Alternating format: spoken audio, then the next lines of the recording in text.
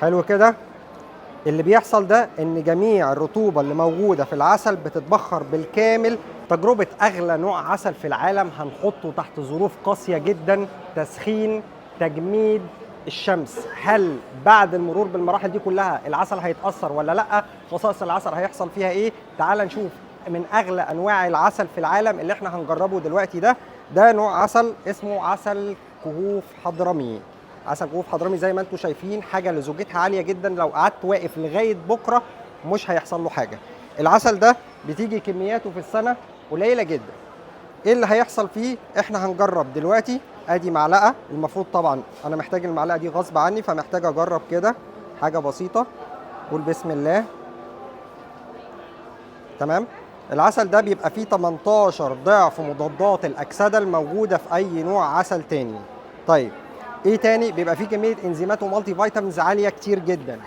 من اهم ما يميز الموضوع ده ان هو كويس في موضوع الكبد، كويس في موضوع الكلى، دعم وظائف الكبد والكلى، مفيد للوقايه من بعض الاورام السرطانيه اللي بتهاجم كل الناس دلوقتي. نجرب ونقول بسم الله. ما بتولعش ليه؟ انا اتضحك عليا ولا ايه؟ اها. بص كده العسل من فوق. هنشوف ايه طعم العسل بعد ما نعرضه للموضوع ده.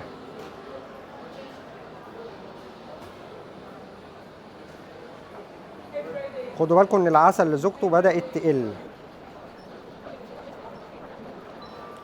حلو كده. اللي بيحصل ده ان جميع الرطوبة اللي موجودة في العسل بتتبخر بالكامل، بيفضل بس حاجة زي سائلة جدا. بص سيولة العسل شكله عامل ازاي ولزوجته شكلها عامل ازاي، بقى عامل زي المية بالظبط. ايه اللي حصل؟ كل الانزيمات اللي موجودة في العسل، كل حاجة اتحطت في العسل، الكلام ده كله باظ.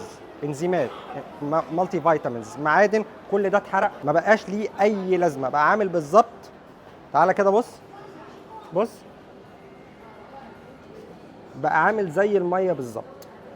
اذا كده اول حاجه استنتجناها ان العسل لما تحطه في درجه حراره او تحرقه بالنار، اي نوع عسل كانك ما خدتش فوائده بالظبط. يبقى من ضمن الاشياء الغريبه جدا ان انت ممكن تشوفها في حاجه زي كده بعد ما العسل هدي تماما لزوجته، العسل اللي ما تعرضش للنار لزوجته رجعت نفس اللزوجه اللي كان عليها. بص كده العسل تقيل لحد كبير، تمام، لزج. بص ده الجزء اللي اتعرض للنار فهو اتحرق بالكامل. اللي كان متعرض بصوره كبيره للنار اتحرق بالكامل. الجزء اللي ما تعرضش للنار بعد ما بقى عسايل زي الميه رجع تاني لزوجته زي ما هي. تعال نشوف التجربه اللي بعدها، ان احنا نحط العسل تحت درجه التجميد. هل هيتاثر او هيغير قوامه ولا لا؟ كمل الفيديو معايا، يلا بينا. الكيلو ده سعره 5800 درهم اماراتي. ده يعتبر من اغلى انواع العسل الموجوده عندي. بعمل لكم تجربه عليه، محدش هتلاقوه بيعمل الكلام ده خالص. بص الحمد لله بدأ يظهر اهو في الصوره. احنا كل اللي هنحتاجه كميه صغيره جدا، نحطه في البراد او في الفريزر. يا ترى بعد مرور ساعه او 2 او 3 ايه اللي هيحصل؟ هنشوف العسل طعمه ولونه وشكله ولزوجته اتأثرت بالبروده ولا لا. طبعا الحاجات دي كلها بتختلف من نوع عسل للتاني، بس نوع العسل اللي معانا النهارده هو عسل يعتبر المعلقة منه بتساوي 18 معلقة من فوائد أي نوع عسل تاني. بص كده حلوين قوي شوية دول. هنحطهم في التلاجة لمدة 4 أو 5 ساعات نشوف إيه اللي هيحصل له، وبعد الأربع 5 ساعات هنكشف عن التجربة ونشوف العسل حصل له حاجة ولا لأ. تعال تعال. بصوا المكان اللي احنا فيه ده غذاء الملكات يا جماعة. احنا هنا بنخزن الحاجات اللي محتاجة درجة تبريد عالية جدا. 4 ساعات. استنى معايا نتيجة بعد الأربع ساعات. هنطلع العسل من التلاجة ونشوف إيه اللي حصل له. طبقا لساعتي عدى 4 ساعات بالظبط. وادي العسل أهو، ساعة جدا تقريبا متلج. تمام. تعال نبص كده. ريحته محتفظة زي ما هي بالظبط، ريحة العسل البري أو الجبلي. لزوجة العسل أصلا كانت لزجة، دلوقتي اللزوجة زادت بزيادة جدا. كطعم هنشوف دلوقتي، بس كريحة كلزوجة اللزوجة اتغيرت، الريحة ما اتغيرتش. الطعم خلينا نجرب، نقول بسم الله.